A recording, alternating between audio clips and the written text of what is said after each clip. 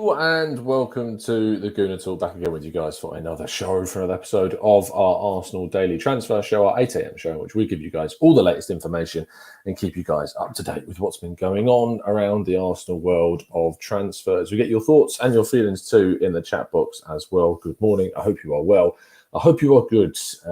Brand new week starts with some interesting Euro 2020 results to talk about as well, with Belgium progressing past Portugal thanks to a sole goal from the only man from the Belgian squad who I put in my fantasy team this week, Torgan Hazard, and then along with the Netherlands getting chucked out, of which I had no players in my fantasy team. However, keeping that wild card for the quarterfinal was definitely a good decision after seeing the Netherlands get kicked out and having 4 of their squad in my team. So thank God for that.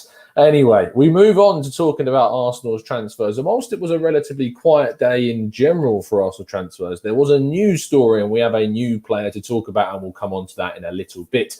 But we'd like to kick off, of course, with the rumours of the players that are leaving the club. And before we do, please make sure you drop a like on the video and subscribe to the channel. If you're new around here with those notifications turned off, definitely turn them on so you never miss a show. Thank you so much for tuning in, guys. Let's start off with Hector Bellerin and the rumours from Di Marzio that Inter Milan are interested in a loan with an option to buy. The worst possible deal that any selling club can have. It just frustrates me when you see any of your players linked with a move of a loan with an option, because it doesn't benefit the selling club in any way. You have a player who goes out on loan, you don't extend their contract, they lose a year of that, they don't necessarily gain much value. And if they do gain any value, it doesn't matter because Inter Milan can just activate the option. And it's really, really frustrating to see that from our perspective. Now, fingers crossed, Arsenal don't really kind of go into that too much, and they don't allow Inter Milan to dictate that kind of deal for them, because it wouldn't make any sense for Arsenal to do that. And you would hope that Arsenal would turn around and say, look, no, we're not interested in that. You either pay the fee or it's a loan with an obligation to buy. They're the only two kind of deals that I'll be looking at. But that's the rumours coming out of this, or from this morning, regarding Hector Bellerin. And that obviously we do know, and we have talked about the fact that other Spanish clubs like Villarreal, Sevilla, Atletico Madrid are all interested in him once again. Let's go on to our next story. Revolves around Matteo Guendouzi. Now, Tribal Football, who are a site which produce a lot of football news, tweeted out and published a story around Guendouzi possibly getting a new contract. Now, this is not meaning anything supposedly around him staying at the club further. It's about protecting his value. It's the same kind of situation we found ourselves in with Eddie Nketiah. You may have seen a couple of weeks ago that The Athletic reported that Arsenal were interested in offering Eddie Nketiah a new deal, and they had done so. That hasn't been accepted so far. Whether it's been completely rejected or just left on the table for now, we're not aware of. But Eddie Nketiah had a deal offered to him, which has been so far reported nothing about an accepted kind of contract or a rejection. But the club are open to selling him with just the 1 year. So you'd imagine it was probably rejected based upon those assumptions. And I imagine it's a very similar situation for Guendouzi. Year left on his deal. They've offered him a new contract. There were some rumours that there was supposedly meant to be an option on his current contract, but that hasn't been officially confirmed by any real proper outlets so far.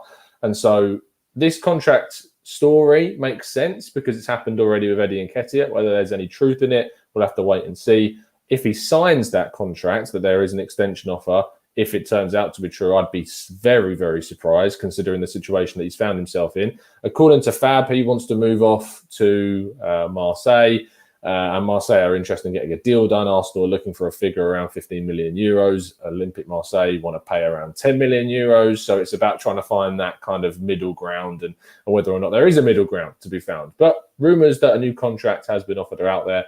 Very interesting.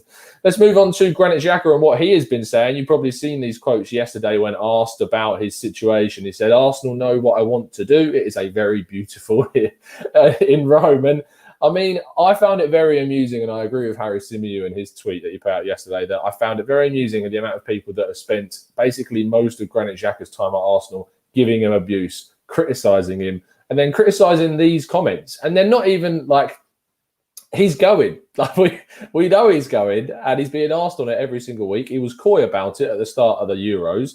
It's not happened. He's probably massively frustrated about it not happening.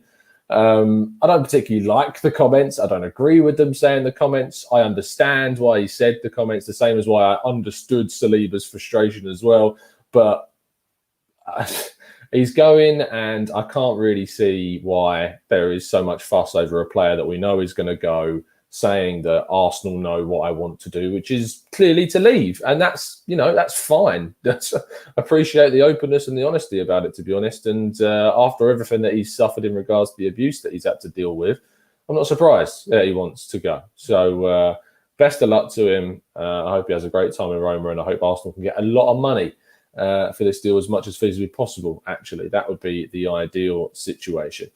Let's move on to the possible ins. And as we talked about on several shows, despite all of the talk from the supposed ITKs, Arsenal have absolutely no kind of movement for Eduardo Camavinga. There's not even been any talks between Rennes and Arsenal. Arsenal's central midfield targets are very much other positions, other case files such as Basuma, such as Ruben Neves, these types of players.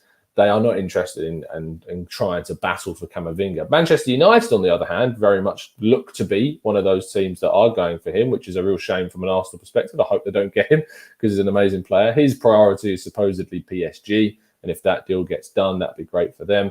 But no interest, no talks, none whatsoever from Arsenal, putting a lot of people in the mud, those reports, which was fantastic to see.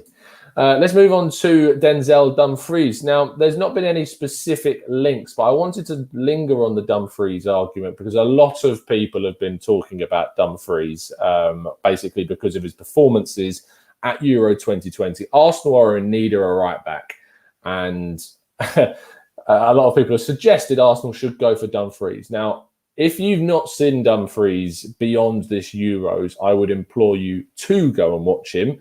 Or to go and watch some breakdowns or some analysis, or just some you get dedicated analysis videos on these players. So go and have a look. Go and have a look at the statistics. In fact, why don't I show you some of the statistics? Because I put a tweet out a few days ago, which got a little bit of stick, and I said that I wouldn't take him over Callum Chambers at this point. And if Arsenal, and I want Arsenal to go out and buy a right back that's better than Callum Chambers, and I genuinely don't feel that what Denzel Dumfries is and does is any more than what Callum Chambers has given us. And just to prove that point, what I've done is I've collected the statistics from Denzel Dumfries just at the Euros, because let's face it, that's the period of time where he has impressed everyone, and everyone's been calling for him based upon his time at the Euros, and Callum Chambers' stats from the Premier League this season where he was playing at right back. And we're going to have a little look at how they compare. Now, if we have a look at their passing stats, there's a mini tactical breakdown for you between these two.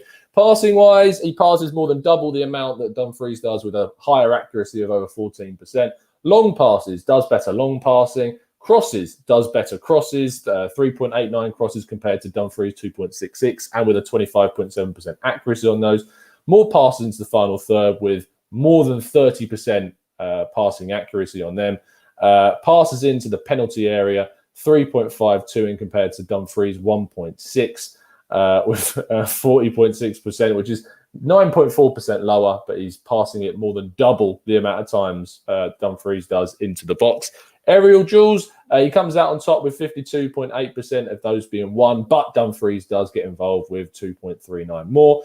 More than 4 interceptions more than Dumfries per game. He loses the ball less. He wins the ball back more with his recoveries. In fact, he wins it back nearly 3 times the amount with those recoveries. He gets more defensive duels than Dumfries and wins more of them as well at 66.7%. In terms of dribbles, this is where Dumfries does come out on top here with more dribbles and a slightly less, ironically, higher success rate of those. He doesn't get into the box as much as Dumfries does. He is more your creator, as you saw with the more crossing and the more passes into the penalty area. And he makes the exact same amount of progressive runs as Dumfries has done at Euro 2020. And we should add that Euro 2020, you've got Dumfries playing as a right wing back, which is very, very interesting. So there you go.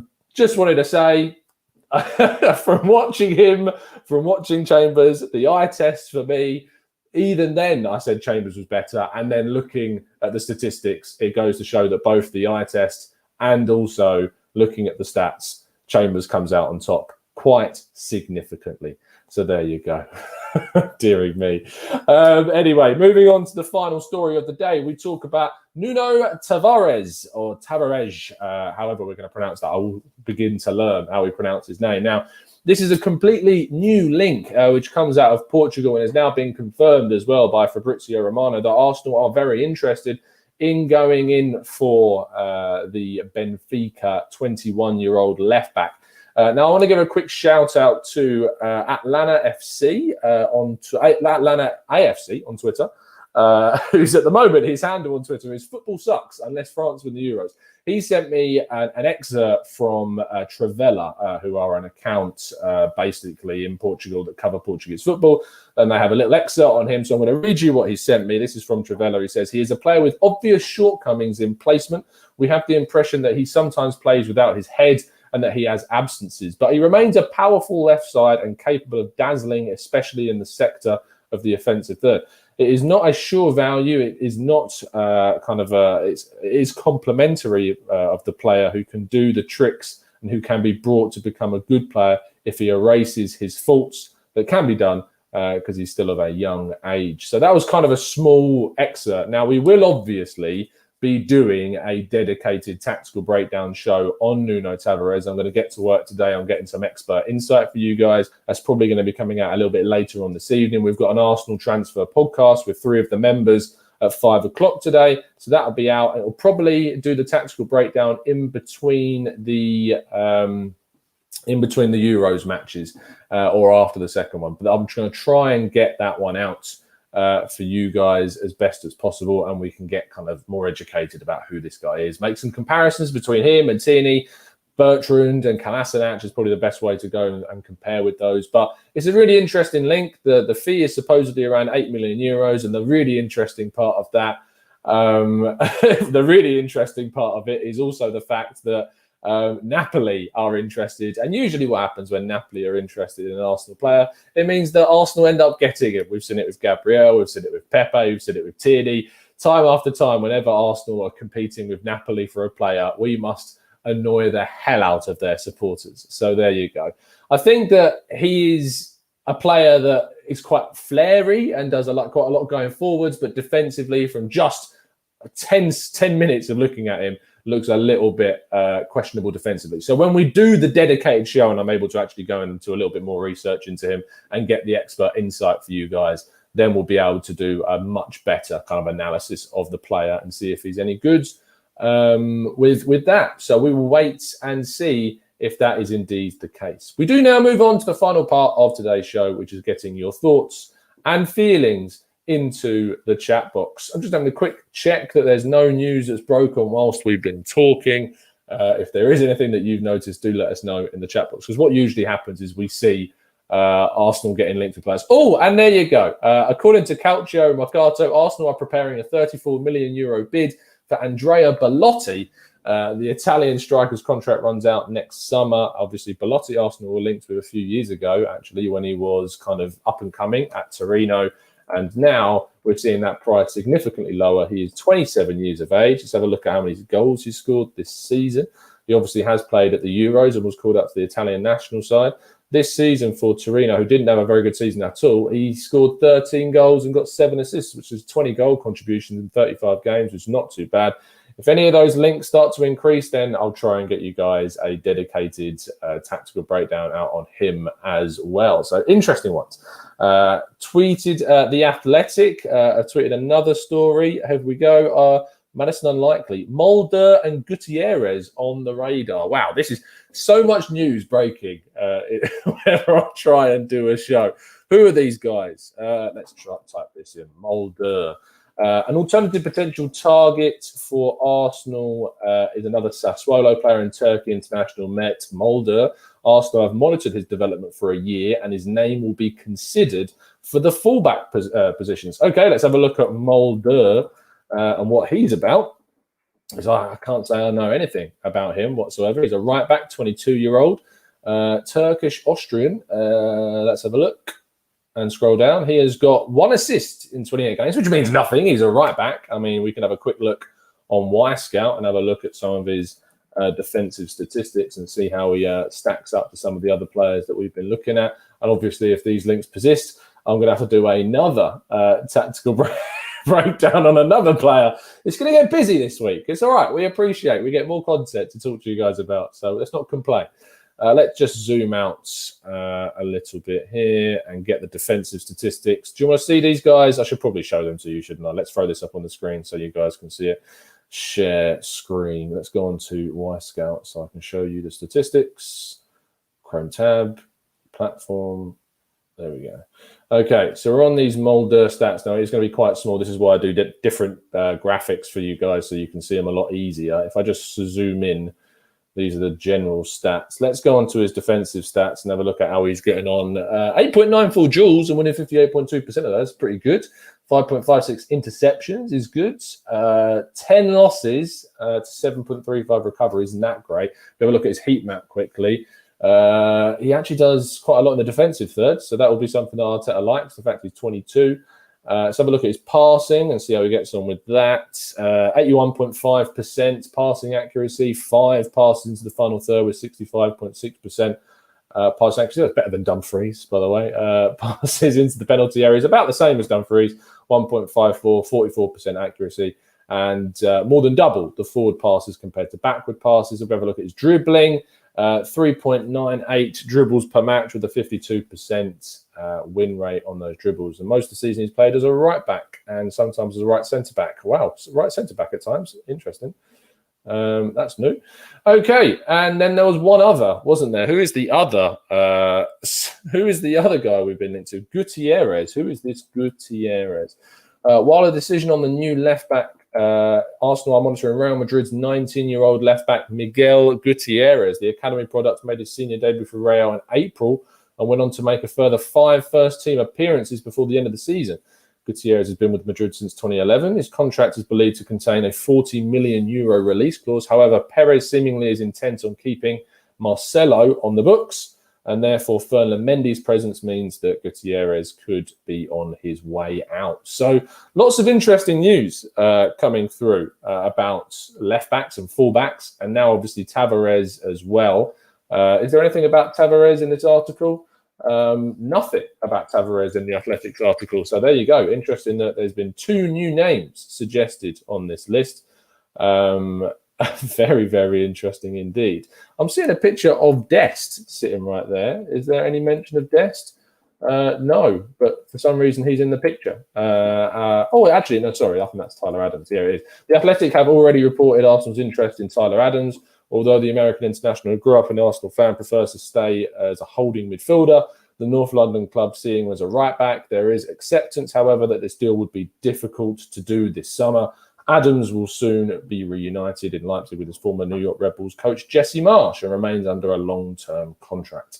So the Tyler Adams situation does not seem to be very much something that we're going to be looking at because of his desire to play alongside Jesse Marsch. So there's a lot of news coming out that we didn't even end up covering in the main section because it's all dropped this morning, but we have covered that. Anyway, let's go on to the main section of the show, which is getting your guys' thoughts and feelings in the chat box. So there could be a lot of tactical breakdowns coming out for you guys this week. Iron Cup says Muldur is not good enough to be our starting right back, in my opinion. Yours says Renato now being touted at €70 million is good, but that's a bit much. I think you mean, is that Renato Sanchez? I'm not surprised because he's shown to be very good this season. Ingar says, good morning, Tom. Hope you're well. Question, do you think Arsenal will sell Bellerin soon? What are the most likely players to be our number 1 right back? It's ironic because we were just talking a lot about that. It seems to be Arsenal targeting a number of players, and we're going to have a look into a lot more detail at them with dedicated shows. I'm going to get to work to that on today, so that'll be interesting to get all those done. If I was to pick, I mean, there are a lot out there. I like Zeki Celik a lot. I think that he had a really bad European Championship, but the last 2 years, you can't discredit what he's done for Lille in those last 2 years because he's been great, and he played an awful, awful Turkey team. So I'll be interested to see if that one is something that Arsenal do progress with. But my priority is Max Aarons, but I don't think Arsenal are going to end up going to get him. This is Alex says, Tom, any news regarding Bertrand and Van Aanholt? The Bertrand situation looks dead, completely and utterly gone. Leicester look like they're going to be sealing that. That came out this week, or rather last week. Van Aanholt is one that supposedly the club have got kind of on the radar and are very much kind kind of open to the idea if they can't get any other deals done later on in the window if he's still a free agent. But he is a free agent, so I'd be surprised if he is still available at the end of the window. We will wait and see. But it seems that Arsenal are going for a number of kind of fullbacks this summer with Tavares and now Gutierrez as well of Real Madrid being linked too. Alan says, Tom, do you think Arsenal should go for a Premier League proven young player because we need the instant results in this season, or go for young players outside of the Premier League and take a risk? Maddison and Basuma are Premier League proven. I suppose if you're talking about young players, you're talking about like 24 and under kind of players. If you're talking about youth players, we're talking like under 20-year-old and younger. So the young player bracket between 21 and 24, if you're going for them within the Premier League like Ben White, they do tend to cost quite a lot, as do Maddison and Basuma. And so, therefore, you can't get too many of those, and you may have to balance it out with some from the continent who are going to be cheaper, like a Tavares, 21-year-olds, 8 million euros, that type of signing to balance the books and balance kind of the spreadsheet, I suppose. Mick Lucas says, morning, Tom. Near the end of June now. Are you worried? Nothing has happened yet. Ask me a week after the end of the Euros if I'm worried. Then that's when I'm going to get worried. If Arsenal have not done really anything, which they haven't yet, by a week after the Euros completion, that's when I'll be worried. I do have a lot of theories around the Euros interrupting these deals and making it harder. Otherwise, we probably would have seen Granit Xhaka leave by now. So ask me a week after Euros, Mick, and then we'll get you a better answer on that. Vijay says, if things don't work out, how long do you think Arteta should be given? Most likely 10 games, to be honest. 10 games for me. Marla possibly says, Ingars, I have enjoyed watching Marla at the Euros. I liked him when he was playing in Belgium. I've not seen a lot of him playing for Atalanta, but he's keeping other Danish fullbacks like Christensen out the team. So you have to say that he must be doing a very good job for Atalanta. And I know that they have a really good signing policy of late, Atalanta. So they must have picked up a bit of a gem. But I've enjoyed him at the Euros. I like the fact he can play right wing back or left wing back or right back or left back. That's a really good kind of trait to have, and he's impressed a hell of a lot. So we'll have to have a look into him a little bit more if Arsenal get linked to him, of course. Yannick says, they started low and we had Arsenal fans drooling over Ben Buendia. We did at the start of the window. It's very much we got built up and kind of, I certainly bought into the Buendia thing a hell of a lot and was very disappointed when it didn't happen. We'll have to wait and see what happens in the end. Tom says, Xhaka might well be out of the Euros tonight, so let's see soon what kind of money we can make from his sale. I imagine that if France do go through, which is, part of me wants them to because I've got them in the sweepstake. The other half of me goes, well, it's easier for England to win it if France aren't in it. But, I'm torn. Abdul says, do you believe Arteta will get the sack if the season starts poorly? I feel like the first 10 games, as I said, are really key. But that's for me. Whether the club actually do anything is another thing. We know they wait a hell of a lot longer than who anyone else would. Satvik says, what's the rule about homegrown players? Most of us have some idea about what's the exact number and how many do Arsenal have. So the actual homegrown rules dictates that you're allowed 17 of your 25-man squad as non-homegrown. Arsenal currently have 17. No, sorry, that's wrong. They have 16 non-homegrown players because we actually moved on Mavropanos. Of those, so when it comes down to people saying like we need to sign more homegrown players, there's not actually a quota of the amount of homegrown players that you must have. You are just not allowed to have more than 17 non-homegrown players. A lot of people think Tierney counts as homegrown. He doesn't. He's Scottish. It's not a British thing. It is an English thing. The reason why Ramsey counts is because he spent a certain amount of years in the English football system between certain ages, which means he counted, whereas Tierney didn't do that because he spent all of his youth playing in Scotland.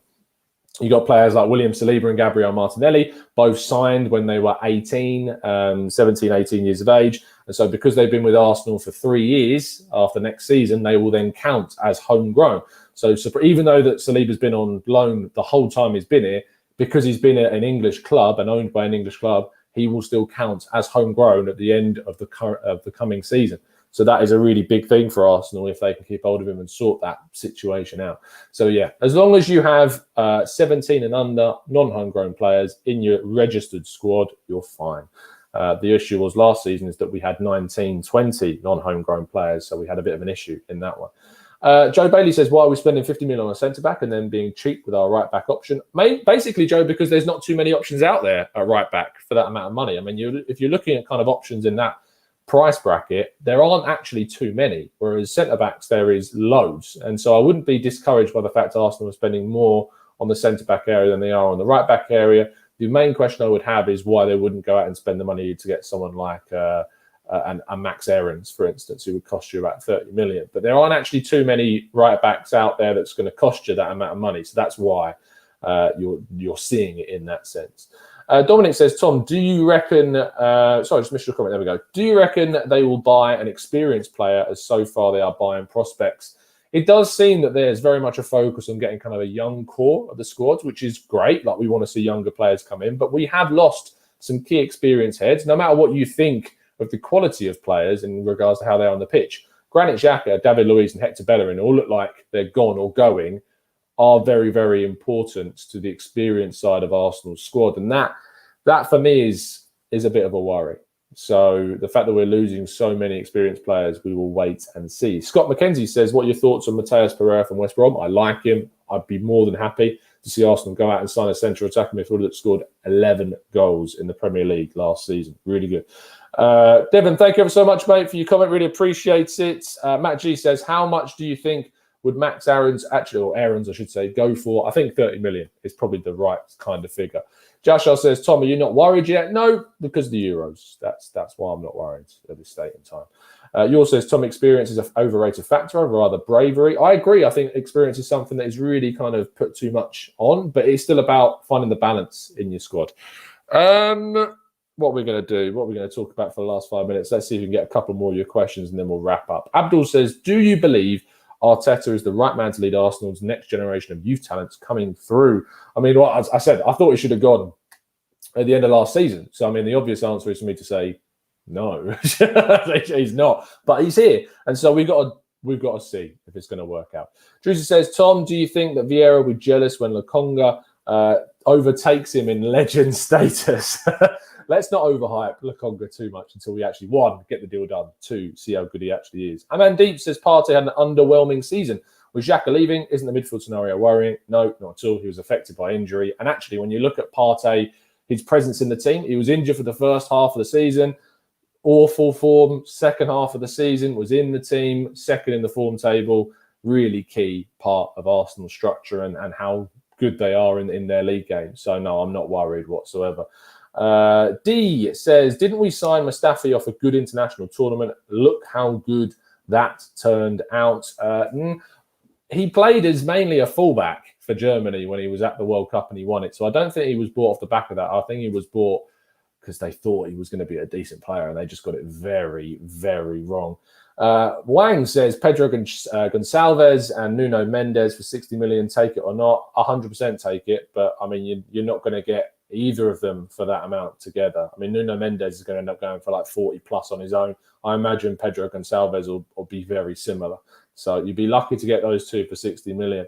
Arsenal going for Belotti, says Swapnil. I mean, that's the rumour coming out of Italian media. Calcio saying that we're going for Belotti. Interesting target. I'd rather see us go for an Andre Silva over Belotti, but who knows? I'll make sure if there's more links, we'll get a tactical breakdown out on that guy. Drizzy says Partey and Basuma will be like two giraffes with spider legs running through the opposition's half. I mean, they are.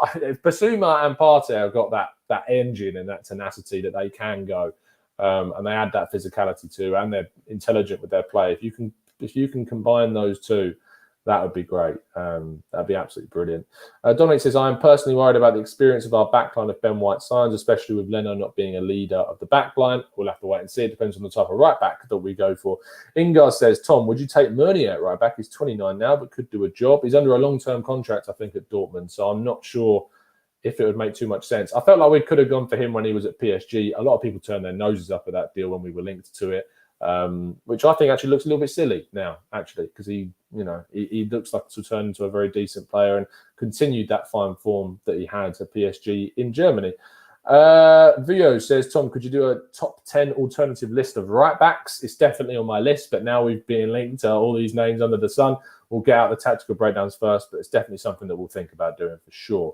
Wang says, would you take Gravenberch as number 10? I like Gravenberch more as kind of a number 8, to be honest, rather than a number 10. But I would take him, but I think he'd be exceptionally expensive, and I think there'll be a lot of other teams that are pushing to sign him. So there you go. Thank you ever so much for tuning in, guys. That's going to round off today's show. There's going to be, hopefully, 2 more shows for you today. 5 o'clock, we'll have the Arsenal Transfer Podcast, joined by 3 of our members. If you'd like the chance to come on the show and join our podcast on a Monday/Tuesday, you can do by joining up as a member, as an expert member, and you can join our Discord server, where I always open the invitation to our members to come on the show. I'm joined by Vinny. I'm going to be joined by Ludwig, who is one of our newer members, making his debut, and Kian as well. So 3 fantastic guys coming on the show a little bit later. I'll see you then. I will also try and get a dedicated tactical breakdown on Nuno Tavares out as well. See you again very, very soon, guys. And as always, up the Arsenal.